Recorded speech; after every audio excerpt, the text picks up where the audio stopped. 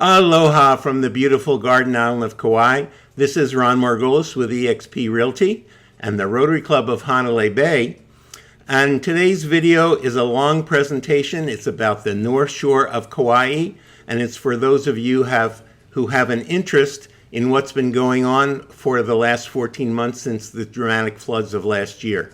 We're going to be speaking with Joel Guy. Joel is a longtime North Shore resident of Kauai, and he's the newly appointed executive director of the Hanalei Initiative, a new nonprofit that was formed to help the area of the North Shore recover, plan, and develop sustainability practices to keep life going on the North Shore for those who love and enjoy it, whether they're tourists or they're residents on island. Aloha, Joel. Thank you so much for having me, and thanks for making this a point to talk about this topic. It's super important. It's been really kind of a new day and a little confusing, so I'm really grateful that guys like you are kind of stepping up and going, hey, we need to get some clarity as much as we can, because it has been so long closed down, and there's definitely some new systems in place reopening the road out there. So tell us, give us the lasered version, if you will. April 15th of 2018, we had this catastrophic event hit the island of Kauai, and some of the effects of that event, things like roads washing out and cesspools being dumped into the ocean, are things we've never really seen, at least while we've lived on this island. And so take us forward to that time, the recovery process and what has evolved, and now that the road is usable again, where things stand, and so people that are coming to visit Kauai can have a clear understanding of what to do and where they can go. Okay, cool. Let me give it a shot, and then please keep me on the tracks if I get a little sideways, but I'll do my best to stay on the point. I have been the president of the Hanalei Haena Community Association for the last couple of years, so when the rain bomb hit, it made perfect sense for our organization to kind of jump in and look at recovery efforts, whether it was evacuating people from where the landslides had hit. There was about 7 miles that were cut off vehicular. And we had to get people out. A lot of visitors were out there, a lot of elderly, a lot of people that just didn't want to stay out there because it looked like it would be weeks of closures. So the first thing was getting people out and supplies in. After about a couple weeks of that, we looked at trying to, first of all, get the road open so we get some traction. And once they got the road open, they only limited it to residents only for about a year.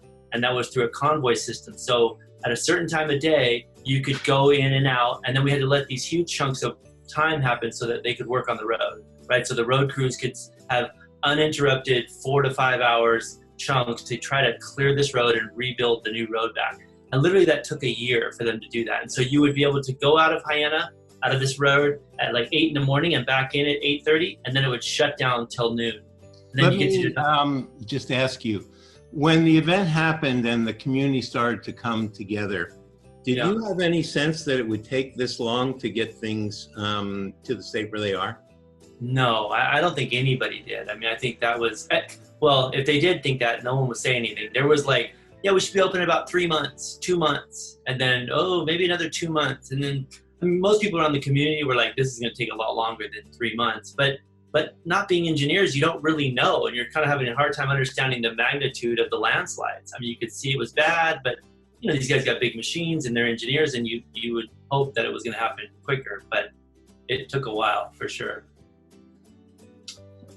So then, we start moving into how do we look at reopening this road up and maybe trying to create systems that will lessen the impact on the place, keep our people safer, keep visitors having a better time out there.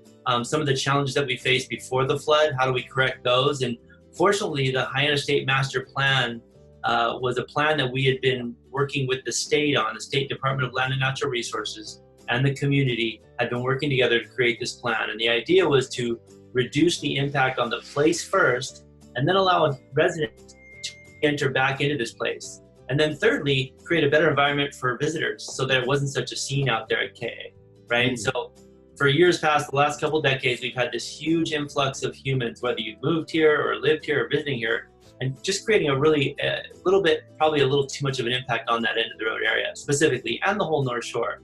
So when the bomb hit, the rain, we had $100 million of the state legislature allocated for recover and repair. we were able to kind of fast track that plan that had already been almost finished. It was just about done when this happened. But I don't think anybody thought it would get implemented for years. I mean, you need to find $3 million in a state park system that's, depleted of funds.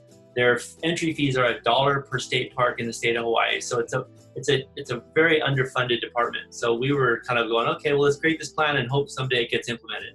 Then the rain bomb hits and you get to implement it in as much time as it takes to finish the road. So that was really exciting for us to see those. And so the idea of that plan was to take a place that was seeing about 3,000 people a day visiting and try and take that down to about 900.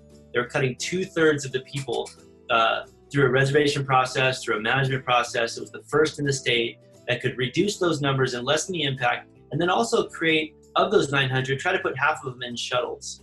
And that was something that was like, well, where does the shuttle money come from? And it just so happened the county had been looking at a transportation plan. They wanted to provide a shuttle. They wanted to put some seed money up, but they didn't want to run the transportation system. So that's when we formed the nonprofit, the Hanalei Initiative, kind of on the heels of that goal. And what time was that? What time that was? August. August of 20. August is when we came right into full gear. I had been talking about it after the recovery effort started. It just looked like there was a need for some systems that would help improve the way of life for people. We've been working our tails off trying to create a system that can move people safely, support the park capacity issue, and actually create a funding source based on that rider that would support transportation for the rest of us. And that was kind of the premise of like, how do we, you have this huge choke point where you went from 3,000 people a day visiting the park. Now there's only 900 that can get in, and only half of them can park because now there's only 70 spots for visitors. So it's a really, a treasured goal is to get into that park. And so we had this huge demand to get on a shuttle. And so we started, trying to put together an RFP to put it out to bids. We got an operator that we liked. We started looking at routes, at schedules, and partners within the visitors industry to make sure the resorts are on board, make sure that the residents are on board, really make sure everybody's at the table, the county's on board, the state, Department of Transportation. I feel like I'm a professional meeting goer the last year. It's just been overwhelming trying to get this thing going. And we launched, the road opened, I think, on the 17th, and we launched on the 21st. So the road opened on June the 17th? Yep, and that was after on the 21st. And initially, so from April 16th, let's say, to June 16th, people traveled back and forth via some type of convoy, and the access was very, very limited, right? Yeah, and it was residents only. So you saw 0 visitors out there. And then they opened up some vacation rentals later, and that was kind of a transition period. But for the majority of that year, it was entirely residents only. And you would see, when you lessen the impact on the shoreline, if you sat down there, you would probably see fish in the water. If you spent some time looking in the ocean, if you kind of lessen that impact, you see a lot more vegetation growing. You just saw this kind of place start to kind of come back and heal. You've been a resident of North Shore for a long time. And so now in this year, while the nonprofit was formed by the dedicated stakeholders of the North Shore, and that led you to be able to interact with the county, and then they looked to you to do the shuttle. In the meantime, there are all the people, families from the North Shore who got to experience life without tourists. Yeah. And now the county, because of the tourism industry and people's livelihoods, now they're bringing it back. How do you see that interplay happening? I mean, do you feel like this solution of 900 visitors a day is going to satisfy those people as well as our tourism needs? Well, those people as in the residents? Yes. Yeah. 100%. Well, I mean, I can't speak for all of them, and there's definitely some extremes, but I think the majority of the people are really happy with the results of the plan. I think it was a little overwhelming the first couple days when you see, from a horse, a dog, and a couple kids for the last year to all of a sudden, tourist cars, visitors coming in and shuttles, and it was a little overwhelming, but I think that settled pretty quickly. There's no parking zones out there that really eliminated kind of the cars parked all over the road. That was a little intrusive when you're trying to bring emergency vehicles in there. So once the road opened, there was no parking places put in place. There was enforcement by the Department of Land and Natural Resources to enforce this no parking zone. And then we had a shuttle so that we could definitely get people in there to have a nice time. And we have a pretty clean shuttle operation. We're running 100% full all day long. It's working really well. I think I'm really thrilled with it. I think a lot of people find that it's it's doing what we had hoped it to do, lessening the impact of that place. Right now, maybe we have to make some adjustments for the Haena Beach Park. It's definitely feeling the impacts, but that's fine. Like that's how you get it better. So talk a little bit in our remaining time. If I'm coming to Kauai and I'm planning a vacation, and I want to go out to KA Beach, it's probably a good idea to do something ahead of arriving on island. Do I need to wait until I'm here? Or how does the process work? 100% you want to start making reservations as early as possible. We've noticed in the last week of running the shuttle that probably 80% of the people riding the shuttle are wanting to hike the Hanakapii Trail. So I think most people out there are looking for a really cool trail along the Nepali coast when they come to Kauai, especially the North Shore. And this is the gate to that. So you would need a reservation and a pass into the park to get on that trail or to go to KA.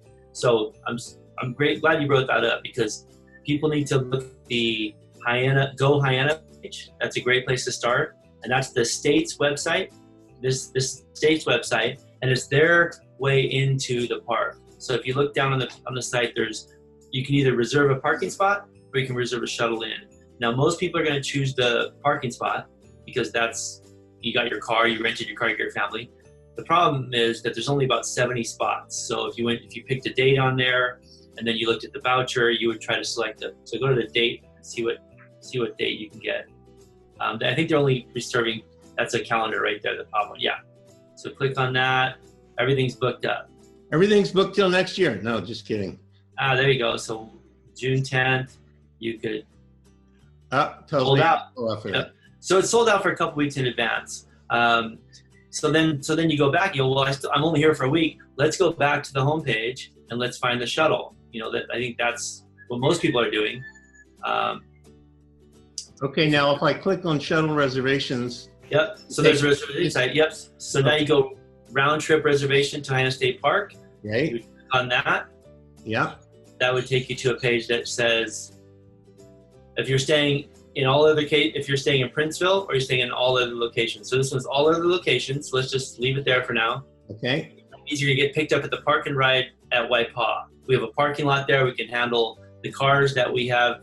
The car parking is about in the same coordination of how many people we can get into this shuttle. So then you go down to the date departing.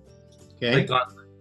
Click right there. You can click on this one's at the 26th. The default looks like it's today, the 26th. But if you were to click on that and say, I want to go on the 28th, then you go, okay, shuttle boarding. All those are zeros. See, that's zero quantity remaining. Those are sold out. You could go at 11:45. Okay. So I'm just going to go for the afternoon, and I can reserve. And then you got to return. Yep. And we got to reserve a timeout. See the next one. Yep. So you got to go. Oh, there's nothing out. So you probably can't book a time. So it's booked out. I got to look for camping. Right. No. So we're going to start opening up some capacity. Sure. This is brand new. If you look at, there are still some spots up there. We can move some things around and we can make this happen for people. I think the idea is if you plan ahead, you should be able to get in and enjoy a park that's got a lot less people. It's a lot more enjoyable. It's a really beautiful, beautiful, special place. And the cost of the shuttle? So our shuttle is $11, and that includes, we purchase entries into the park and we sell them with a transportation system. The parking's only $5, and that's state law right now. So they're trying to switch that around. We're trying to get it where it's like parking's 20 and the shuttle's, 10 or 5. So that way you encourage people to ride the shuttle. It's a little backwards, but there's only 70 spots. So those are going to sell out, and there's still a lot of demand to get in there. So they're going to want to take the shuttle. What about Kama'aina for those that live on island? Is it the same situation or is it different? No, it's completely different. The nice thing for people that live here is that you can drive down there any time of day. I've been down there every day this week, and you can go down there at noon on a summer day, and there's always a spot for a resident. So if you have a resident ID, you can go on in. They're all mixed together, right? There's 100 spots there, and they're only selling 50 of them a day for visitors. So you buy your pass. I think it's going to go up to 70. They'll probably go 70-30 when the newness wears off and the residents aren't going out as much. They'll probably pull that back a little bit. But the idea is that residents can always go up there, and people kind of have been going, that's only 30 spots for us. And I'm like, yeah, but you had 0 spots before the flood. So it's actually pretty cool to be able to go out there anytime you want, find a parking spot, walk down to the beach, hike the trail. It's really special right now. Well, you're to be congratulated for persevering and traversing all the nuances and twists and turns. And the road hasn't even been open for a week, so I'm sure this is just another part of the process to see how the community responds and if this plan works or if it needs to be tweaked in some particular way. Is there anything else you might want to tell people that are traveling here that we haven't covered? I mean, if you're going to go out there, you either need to get a parking spot or you need to get on the shuttle. Any other guidance or advice or place you can direct people for more information? No, I think that Kauai North Shore shuttle site is a good one. You definitely want to I just want to continue to encourage people to make a reservation try to get your reservation for the parking or try to get your reservation on the shuttle. The shuttle's super clean. It's super easy. I'm not just saying that because that's our operation. I'm really grateful with this. The contractor we chose has done an A+ job. It's the Polynesian Adventure Group. So, and we run residents and visitors. So it's you can go to the homepage, a little more attractive than that one. But yeah, we're really grateful. I just want people to make sure that they, check out this site. There's some great FAQs. Backpackers, the Poly Coast, that's another issue. If you want to go camping down there, that's been a little bit of an interesting transition. So just plan ahead and go out there and enjoy that park. It's absolutely beautiful. All right, well, thanks a lot. We've been talking with Joel Guy of the Hanalei Initiative. I was thinking about something really relevant to people that love this island, whether they're here or they're around the four corners of the world, as we say. And I thought, why not go to the source? And so we've been talking with Joel Guy from the Hanalei Initiative, who are a key player in working with the county in getting Kauai back on its feet in the North Shore. And really, congratulations for getting us this far. And I'm sure you're going to keep it going with your love for the community. Thank you so much, Ron. I appreciate your time and your interest. Okay, we'll talk to you again soon. All right, aloha.